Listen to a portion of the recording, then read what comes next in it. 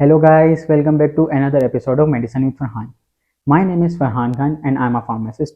The product we are going to discuss in our today's video is Postan Ford. Postan Ford basically manufactured by Pfizer company. अब इसके बात कर लेते हैं active salt के बारे में। पोस्टान फॉर्ड के अंदर एक्टिव सॉल्ट क्या होता है? Active salt which are present in Ponstan forte mefenamic acid. Mefenamic acid की कंसंट्रेशन यानी स्ट्रेंथ क्या होती है पोस्टान फॉर्ड टेबलेट के अंदर? वो होती है 500 मिलीग्राम। अब हम बात कर लेते हैं मेफेनेमिक एसिड जो है वो किस कैटेगरी से बिलोंग करती है। Basically the mefenamic acid is belong to the NSAID. NSAID यानी non steroidal anti inflammatory drugs. तो जैसे कि आपको पता है एनसिड्स जो होती हैं वो ज़्यादातर आपकी इन्फ्लामेशन कंडीशन को ट्रीट करती हैं, एंटीपायरेटिक होती हैं यानी फीवर को ट्रीट करती हैं, और एज वेल एज एनाल्जेसिक भी होती हैं यानी पेन कंडीशन को ट्रीट करती हैं। अब पता लग गया इसकी इंडिकेशन यानी आपका जो पोस्टान फॉर्ड है वो एनसिड से बिलोंग करती है, तो यानी वो इन्फ्लामेशन कंडीशन को ट्रीट करेगी, एंटीपायरेटिक यानी फीवर को ट्रीट करेगी, एज वेल एज एनाल्जेसिक यानी पेन को भी ट्रीट करेगी। तो हम इसकी इंडिकेशंस के अंदर आता है, हम पोस्टान फॉर्ड को यूज़ करते हैं ट्रीट करने के लिए एनी इन्फ्लामेशन को, स्वेलिंग को, रेडनेस को। अगर आपके अंदर बॉडी के अंदर पेन हो रहा है, किसी भी बॉडी के पार्ट में अगर आपको दर्द हो रहा है, उस कंडीशन को ट्रीट करेगी, आपके फीवर को ट्रीट करेगी। और अगर आपको हैवी पीरियड्स हो रहे हैं, पेनफुल पीरियड्स है, उसको भी ट्रीट करने के लिए यूज़ कर सकते हैं। और अगर पोस्ट चाइल्ड बर्थ पेन, उसको भी ट्रीट करने के लिए हम उसका जो पेन होता है उसको ट्रीट करने के लिए हम पोस्टान फॉर्ड को बेसिकली यूज़ कर सकते हैं। यानी अगर आपकी बॉडी के अंदर डिस्कम्फर्ट हो रहा है रोमेटॉइड आर्थराइटिस की वजह से, उसको भी ट्रीट करने के लिए, अगर मस्कुलर पेन हो रहा है उसको ट्रीट करने के लिए हम पोस्टान फॉर्ड को इस्तेमाल कर सकते हैं। एज वेल एज अगर आपको टूथ एक हो रहा है यानी आपके दांत के अंदर दर्द हो रहा है, तो उस कंडीशन को भी ट्रीट करने के लिए हम बेसिकली पोस्टान फॉर्ड को इस्तेमाल कर सकते हैं। तो जैसे अब इंडिकेशन हो गए, तो हम बात कर लेते हैं इसके साइड इफेक्ट्स के बारे में, यानी पोस्टान के साइड इफेक्ट्स कौन कौन से हैं। बेसिकली एनसेड्स के जो मेजर साइड इफेक्ट्स होते हैं वो आपके आते हैं जीआई के ऊपर, यानी गैस्ट्रो इंटेस्टाइनल ट्रैक्ट के ऊपर आते हैं। उसके अंदर आ जाता है आपको नोजिया हो सकता है, वॉमिटिंग हो सकता है, आपको फ्लैचुलेंस हो सकते हैं, आपको ब्लोटिंग हो सकती है, आपको इन्फ्लामेटरी बाउल डिजीज हो सकती है, आपको अल्सरेटिव कोलाइटिस हो सकता है, आपकी जीआई ब्लीडिंग हो सकती है। इसकी साइड इफेक्ट्स के अंदर ये सारी चीज़ें आती हैं। तो अब हम बात कर लेते हैं बेसिकली कॉन्ट्रा इंडिकेशंस की, यानी वो कौन सी कंडीशन है जिसके अंदर आपने पोस्टान फॉर्ड यानी मेफेनेमिक एसिड को कंज्यूम नहीं करना। अगर आप एनसिड से एलर्जिक हैं, यानी ibuprofen, aspirin as well as किसी भी एनसिड से अगर आप एलर्जिक हैं, तो आपने मेफेनेमिक एसिड यानी पोस्टान फॉर्ड को कंज्यूम नहीं करना। उसकी वजह से आपको साइड इफेक्ट देखने को मिल सकते हैं और आपके एलर्जिक कंडीशन हो सकती है।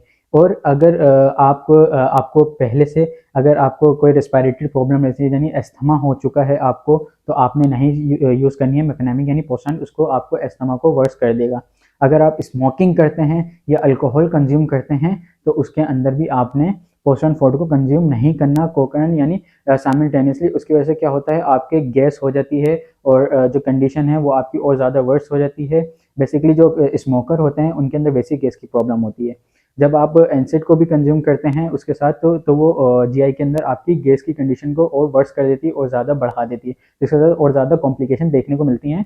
तो इसलिए मना करते हैं जो स्मोकर्स हजरात हैं और जो अल्कोहल कंज्यूम करते हैं वो पोस्टान फॉर्ड को कंज्यूम ना करें। और वो ख़वातीन यानी वो लेडीज़ जो कि प्रेग्नेंट होने का सोच रही हैं या प्रेग्नेंट हैं या 6 मंथ प्रेग्नेंट हैं, उन्हें भी रिकमेंड नहीं होती कि वो पोस्टान फॉर्ड को यूज़ करें, या यूज़ करें तो डॉक्टर की हिदायत के मुताबिक यूज़ करें, और उसकी जो डोज बताए डॉक्टर उससे ज़्यादा एक्सीड ना करें, वरना आपके फीटस के ऊपर इफेक्ट आ सकता है।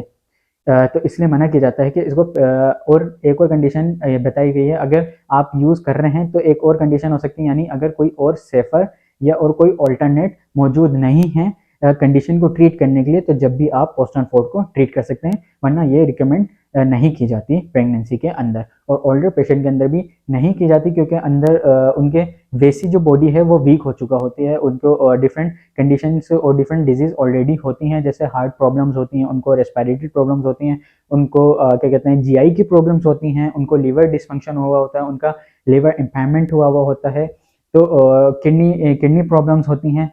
तो उनको इसलिए भी मना किया जाता है वो पोस्टान फॉर्ड को ना लें, क्योंकि पोस्टान फॉर्ड इन सब के ऊपर एक वर्स इफेक्ट करता है, एग्रीगेट करता है और ज़्यादा कंडीशंस को। तो इसलिए ओल्डर पेशेंट्स भी एहतियात करें, और ख़ासतौर पे बच्चे भी, यानी वो बच्चे जो कि 12 साल से कम उम्र के हैं वो पोस्टान फॉर्ड को कंज्यूम ना करें। उनके लिए सिरप आता है तो वो उसकी तरफ शिफ्ट करें, ना कि टैबलेट को कंज्यूम करें। अब हम बात कर लेते हैं बेसिकली प्रिकॉशंस की, यानी इसकी प्रिकॉशंस क्या क्या हैं।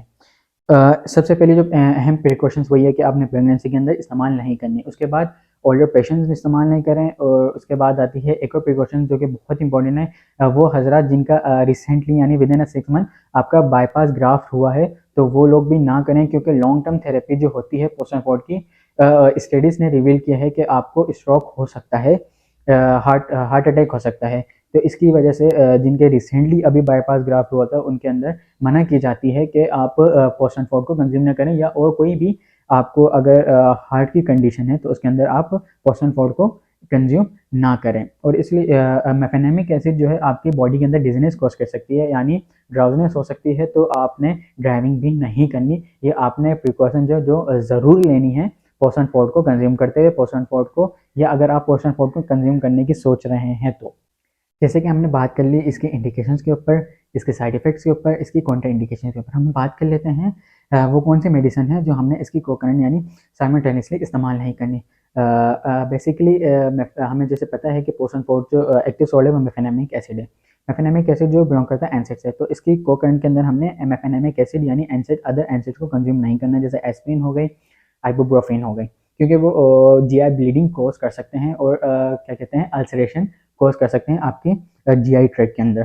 तो इसके अलावा आपने अल्कोहल को कंज्यूम नहीं करना। इसके अलावा आपने स्मोकिंग को भी इनहिबिट कर देना जब आप पोस्ट ट्रांसपोर्ट को लॉन्ग टर्म पीरियड के लिए इस्तेमाल करें, वरना आपको फ्लैचुलेंस वगैरह, ब्लोटिंग वगैरह और डायरिया वगैरह देखने को ईजिली मिलेगा, और कंडीशन जो है वो वर्स्ट हो जाएगी। एस्थमेटिक, अगर एस्थमेटिक पेशेंट होगा तो और ज़्यादा वर्स्ट हो जाएगी वो कंडीशन उसके लिए, अगर वो पोस्टान भी इस्तेमाल करोगा और स्मोकिंग भी कर रहा होगा। अब हम बात कर लेते हैं बेसिकली पोस्टन फोर्ट की डोज के बारे में, यानी इसकी डोज क्या होती है। पोस्टन फोर्ट जो है वो स्ट्रेंथ जो है उसके मेफेनेमिक एसिड की पोस्टन फोर्ट टेबलेट में जो अंदर आती है वो होती है 500 मिलीग्राम, और ये एक फिल्म कोटेड टेबलेट होती है। तो इसकी डोज है आपकी 1 टेबलेट एवरी 8 आवर्स, यानी दिन में 3 टैबलेट्स आप खा सकते हैं एक एक गोली करके हर 8 घंटे के बाद, या as prescribed by the physician. इससे ज़्यादा एक्सेड ना करें, आपको साइड इफेक्ट देखने को मिल सकते हैं इजीली। और जो एल्डरली पेशेंट हैं उनके अंदर अगर आप कंज्यूम कर रहे हैं पोस्ट ट्रांसपोर्ट को, तो उनका रेगुलर बेसिस के ऊपर मॉनिटर क्या है, लीवर फंक्शन टेस्ट को मॉनिटर करना चाहिए, क्योंकि एल्डरली पेशेंट के अंदर इसके साइड इफेक्ट जल्दी एग्रीवेट होते हैं, जल्दी देखने को मिलते हैं। और एज वेल एज जो बच्चे हैं यानी 12 साल से छोटे हैं उनके अंदर पोस्ट ट्रांसपोर्ट रिकमेंड नहीं होती। उनके लिए सिरप आता है मेफेनेमिक एसिड का, वो उसके ऊपर शिफ्ट करें, टैबलेट को कंज्यूम ना करें। आई होप आपको वीडियो अच्छी लगी होगी और आपके लिए काफ़ी इंफॉर्मेटिव साबित रही होगी। अगर आप इस चैनल के ऊपर नए हैं तो लाइक करें, कमेंट करें, शेयर करें और सब्सक्राइब करना ना भूलें। और मुझे इजाज़त दें, आपका मेज़बान, अपने ख्याल रखिएगा। अल्लाह हाफिज़।